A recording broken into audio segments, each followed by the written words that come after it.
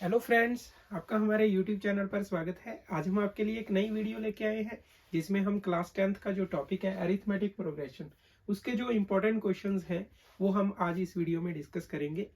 उम्मीद है आपकी जो एग्ज़ाम्स की तैयारी है वो अच्छी चल रही है और उसी तैयारी के कंसर्न में हम जो आपकी मदद करना चाह रहे हैं, तो उसके जो इम्पोर्टेंट क्वेश्चंस है वो हम डिस्कस करने जा रहे हैं। आइए स्टार्ट करते हैं। हमारा आज का जो पहला क्वेश्चन है, which term of the AP, ये हमें एपी दिया गया है 3, 8, 13, 18। इसका हमने बताना है कि 78 कौन सा टर्म है। तो बात करते हैं, जो एपी हमें दिया गया है उसे लिखते हैं 3, 8, 13, 18। तो एपी के क्वेश्चंस में एक बात हमने ध्यान में रखनी है, जो भी हमें एपी दिया गया है उसका जो फर्स्ट टर्म है ए, तो वो हमने लिख लेना पहले। ए की वैल्यू जैसे कि हमें पता है 3 है। और जो डी है, यहाँ डी लिखते हुए कई बच्चे गलती करते हैं, ये सेकंड टर्म को डी लिख लेते हो, बट एक्चुअली ऐसा नहीं है। हमने सेकंड टर्म में से फर्स्ट टर्म को माइनस करना है। 8 - 3 5, तो जो डी है वो हमारा 5 रहेगा। और एक गलती जो बच्चे और करते हैं, ये जो इस क्वेश्चन में 78 है, इस 78 को कई बच्चे n मान लेते हैं कि ये n 78 है, जबकि ऐसा नहीं है। हमारे पास जो 78 है वो an है, nth टर्म है कि 78 हमें दिया गया है और we have to find the value of n। हमने n की वैल्यू फाइंड आउट करनी है।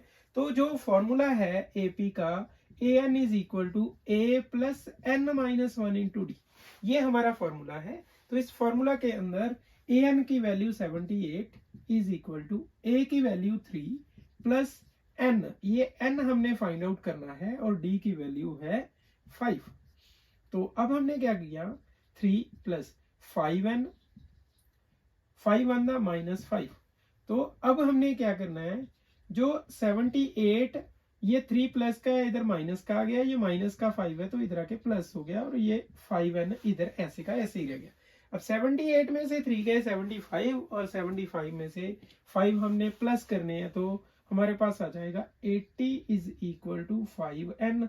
और जो 5 और n ये आपस में मल्टीप्लाई हो रहे हैं, तो ये वाला 5 इधर आके डिवाइड हो जाएगा। तो 5 1 5, 16 5 80, तो n की वैल्यू हमारे पास आ गई है 16। ये n की वैल्यू हमने फाइंड आउट करनी थी। तो ऐसे हमने ये इस क्वेश्चन को सॉल्व किया। बड़ा आसान और बड़ा इंपॉर्टेंट क्वेश्चन ये है, उम्मीद है आपको समझ आ गया होगा। तो ये हमारा क्वेश्चन था आज का। आइए तो बात करते हैं हमारे अगले क्वेश्चन की, क्वेश्चन नंबर 2।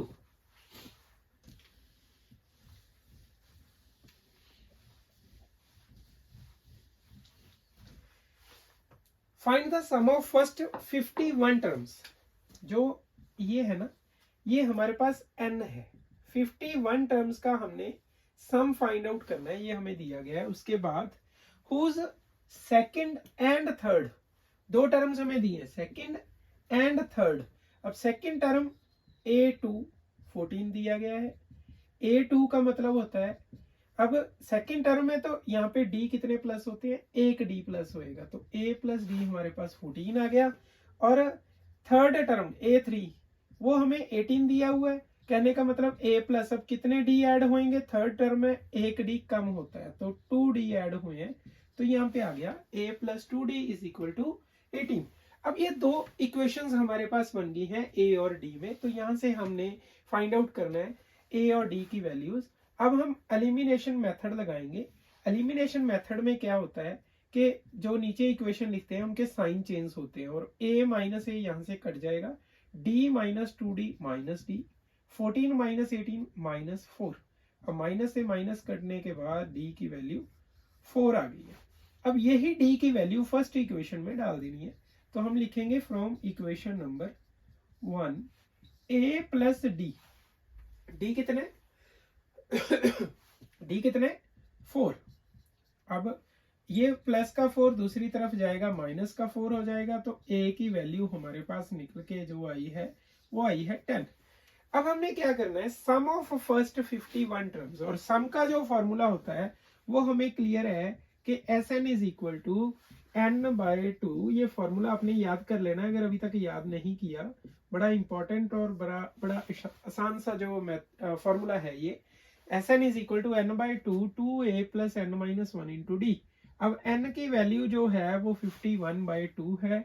2a की जो वैल्यू है दैट इज a आया हमारे पास 10 प्लस n हमें 51 दिया हुआ है तो 51 माइनस 1 50 हो जाएगा और d जो है वो आया 4, तो d यहाँ पे 4 आ जाएगा।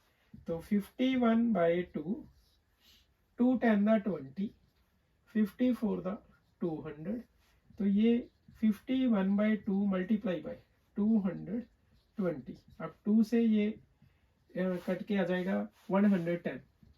अब मल्टीप्लाई करेंगे 51 0 द 50 0, तो यहाँ पे 0 ही आ जाएगा। 51 1 द 1 आएगा, 5 कैरी करेंगे। 51 1 द 51 प्लस 5 56, तो ये 5610 ये हमारा आंसर आया है। उम्मीद है आपको ये क्वेश्चन समझ आ गया होगा। ये क्वेश्चन ज़्यादा इंपॉर्टेंट है, जो हमने पहले डिस्कस किया था उससे भी ज़्यादा इंपॉर्टेंट है। क्यों? क्योंकि इसमें nth टर्म के फार्मूलाज तो यूज हुए हैं, साथ में सम का भी फार्मूला इसमें यूज किया है, तो ये ज़्यादा इंपॉर्टेंट क्वेश्चन है एग्जाम में। ये एग्जाम फेवरेबल क्वेश्चन है, आप ये कह सकते हो। और उम्मीद है आपको ये हमारा वीडियो अच्छा लगा होगा। आगे जो हम वीडियोस डालेंगे तो वो हमारे साथ ट्यून रहिएगा। और अभी तक अगर आपने हमारा चैनल सब्सक्राइब नहीं किया तो चैनल जरूर सब्सक्राइब कीजिएगा। Thank you.